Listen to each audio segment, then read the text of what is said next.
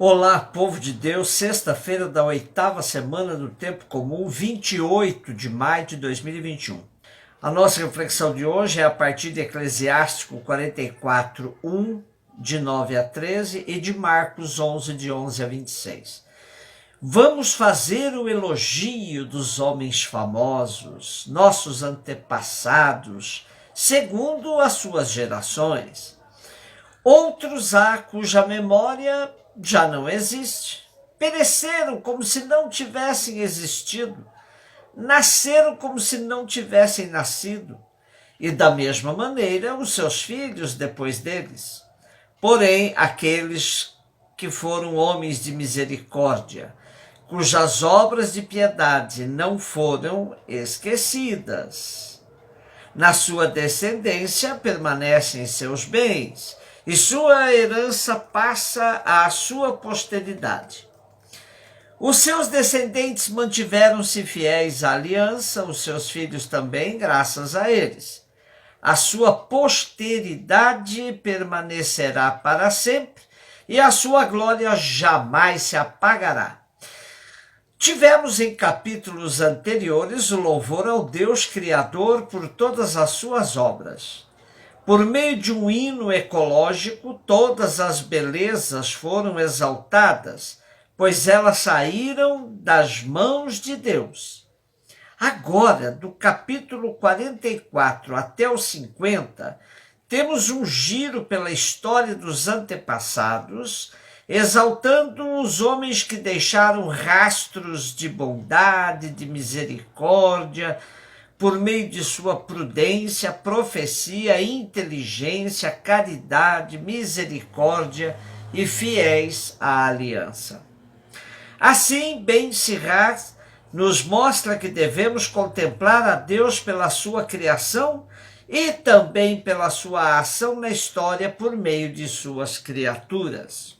Fica evidente o papel fundamental em tudo isso de uma capacidade humana pouco valorizada pelos incautos e exaltada por aqueles que querem ter um papel protagonista na história: a memória.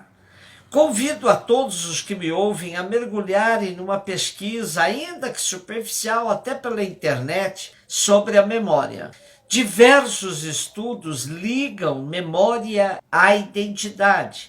E é exatamente o que o autor do Eclesiástico quer passar para as gerações israelitas, ameaçadas pela cultura helênica, que correm o risco de perder a memória de seus antepassados e, com ela, a perda da própria história. Povo sem memória, povo sem identidade, é povo sem história e que está frequentemente correndo o risco de repetir erros do passado, justamente por não conhecer a trajetória coletiva de uma nação. A escritora Sandra Machado nos lembra que, para o grande pensador Schopenhauer, a loucura não deveria ser atribuída a uma perturbação mental, mas a uma disfunção justamente da memória.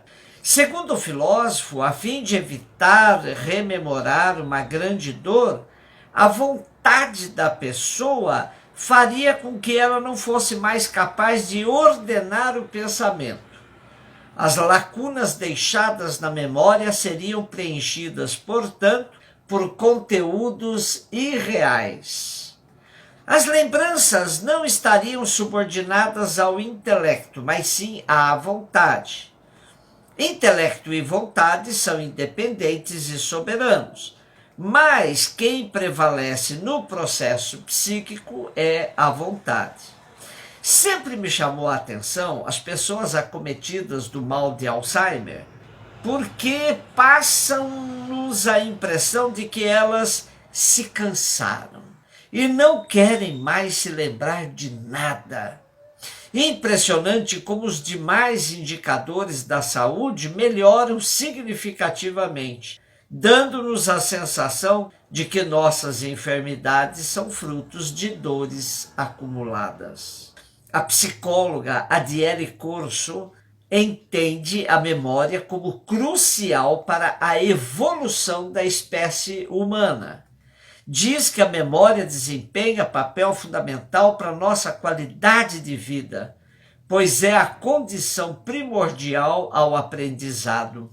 A capacidade de evocar esses conteúdos condiciona nossa adaptação no mundo, diz ela, nossos relacionamentos sociais, o planejamento e a tomada de decisões.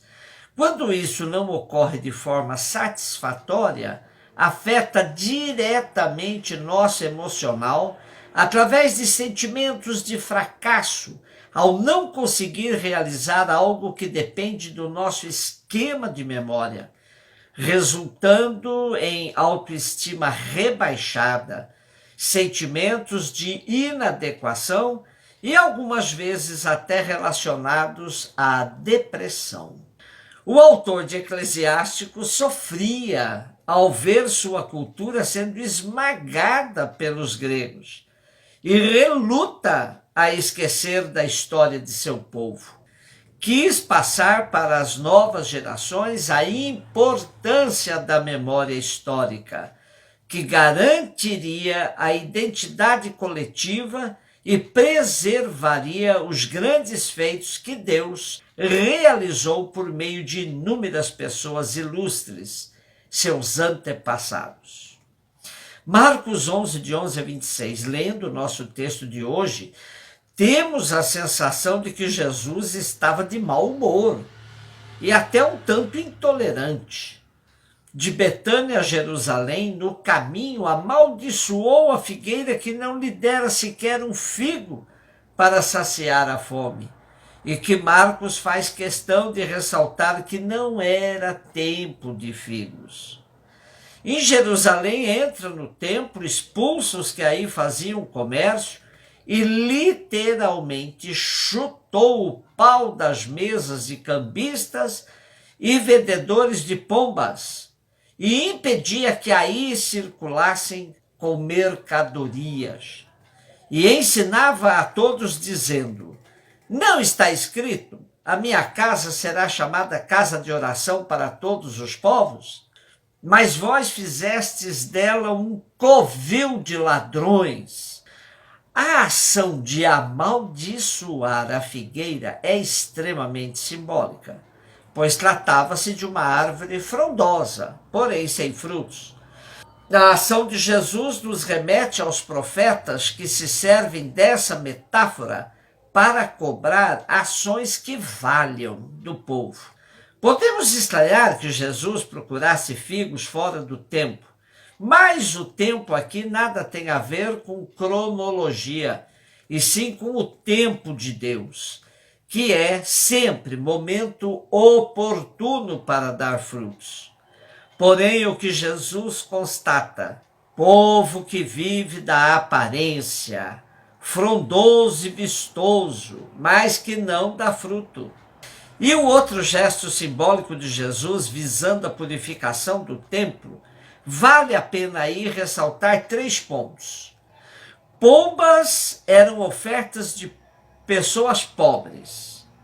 Cambistas simbolizavam o auge dos negócios do templo. E o trânsito de mercadorias que favorecia todo o comércio. É evidente que os responsáveis por tudo isso eram sumos sacerdotes e mestres da lei, que de aí em diante vão procurar maneira de matar Jesus.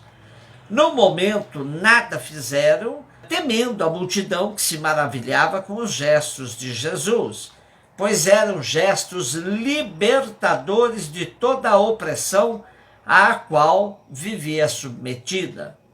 Os pobres não precisariam mais comprar pombas para o sacrifício, ofertando o que lhes faria falta na sua vida diária. Concluímos nossa reflexão de hoje com mais uma meditação sobre o valor da oração na nossa vida. Levamos a vida toda nesse aprendizado, e quantas vezes nos surpreendemos fazendo orações que revelam nossa imagem distorcida de um Deus mágico e intervencionista. Vivemos pedindo que atue como interventor nos processos que cabe a nós o seu desenvolvimento. Jesus sempre tem uma palavra que une oração e relacionamentos.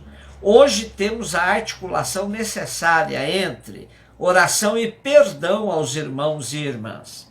Primeiramente, ao Pedro, assustado com o efeito da maldição de Jesus à figueira, Jesus cobra fé autêntica e firme, dizendo-lhe: tudo quanto pedirdes na oração, crede que já o recebeste e haveis de obtê-lo. E depois, unindo oração e perdão, diz: quando vos levantais para orar, se tiverdes alguma coisa contra alguém, perdoai-lhe primeiro, para que o vosso Pai que está no céu vos perdoe também as vossas ofensas. Porque se não perdoardes, também o vosso Pai que está no céu não perdoará as vossas ofensas. Perdão e oração. Uma atitude dá à outra coerência e autenticidade. Um beijo no seu coração.